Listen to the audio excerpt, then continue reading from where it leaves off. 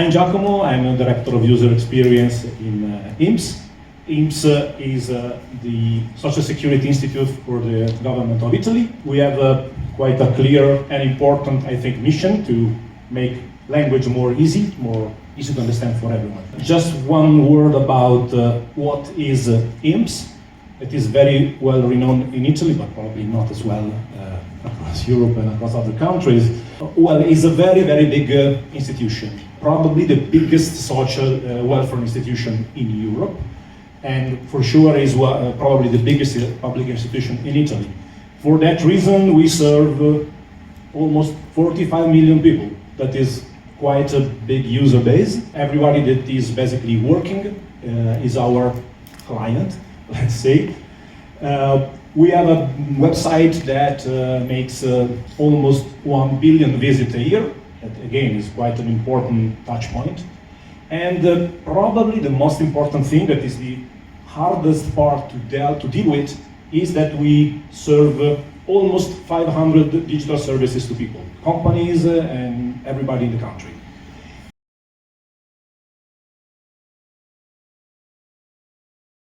This was Giacomo Grassi from INPS speaking at Language Intelligence 2025, our conference that took place last week at Vienna. As every year, at the end of our conference, our public voted for the LT-Innovate Awards, the best in language technology, as we call them, our yearly award that we hand out to the best speakers in our conference.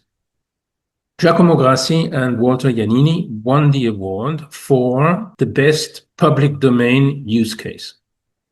Their presentation was particularly interesting as it showed how a large public institution can, with the help of AI, simplify the language it uses to communicate with its clients.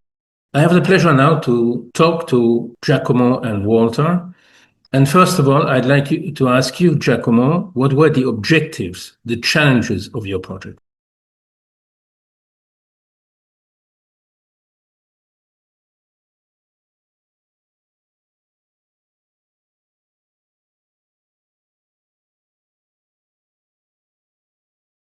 The project we presented is about simplifying text for public in the government industry. Well, the problem is with text provided for users in the public sector, especially in our experience, is that they are very hard to understand, since they are written with a legal jargon, written by people coming from a legal background.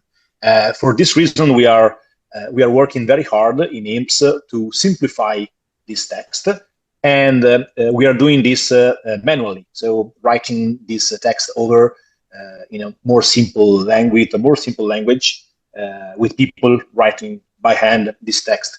In this project, we presented our approach in how to use generative AI to face this problem, to solve this problem. And so we used the generative AI to write text according to our accessibility guidelines and accessibility goals. Text written by AI was validated with analytical metrics to grant that under an analytical point of view, the generated text was similar enough to the original, more complex one. And then we validated with users, more than 1,000 users, that we asked what text they prefer between the original complex one and the AI simplified one. And we discovered that the AI simplified one was on the same level, or for some metrics, even better than the text simplified by humans. So it's a big success in our view, and we are very happy to have this recognition for this.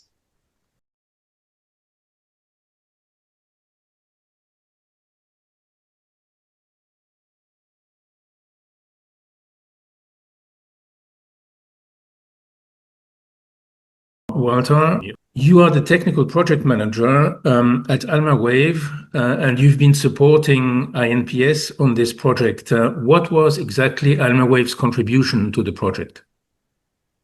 To keep it short, as AI professionals, our role was to design, build, and refine the entire technical pipeline. The process was highly iterative, After each cycle, we checked what worked, what didn't, and how to adjust our approach. And we constantly refer to the scientific literature to make sure our decisions stayed in line with the latest research. In terms of steps, firstly, pre-processing. We build a pipeline to clean and normalize the documents. Secondly, generation. We tested multiple large language models, different configurations, and a wide range of prompting strategies to analyze and understand how each variation performed. Next, evaluation. We implemented a set of metrics to assess readability, fluency, and content preservation. And since existing metrics didn't fully capture what we needed, we also designed and implemented a new custom metric tailored specifically to this task. And finally, comparative analysis. We compared models, configurations, and prompts to understand which combination consistently produced the clearest and most accurate simplifications. Many thanks. Okay, so I understand that the project is still ongoing, or at least that you see a future for it. Giacomo, can you tell us a bit more how you see this project evolving in the next stage? Sure. At the moment, the project is this simplification with the AI project is going to be released internally to be used by our colleagues, helping them to generate texts that are more simple and more accessible. So this is our first goal.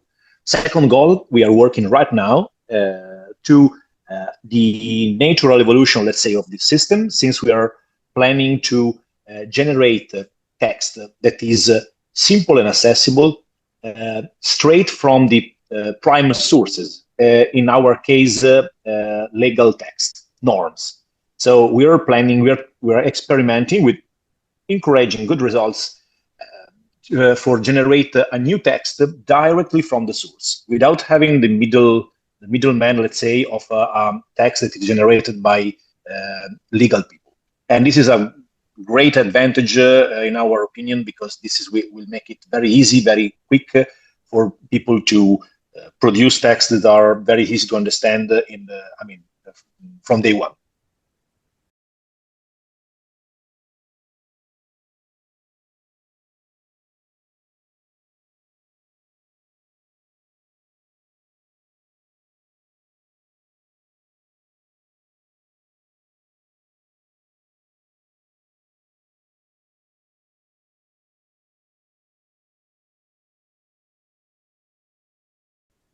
Many thanks to both of you.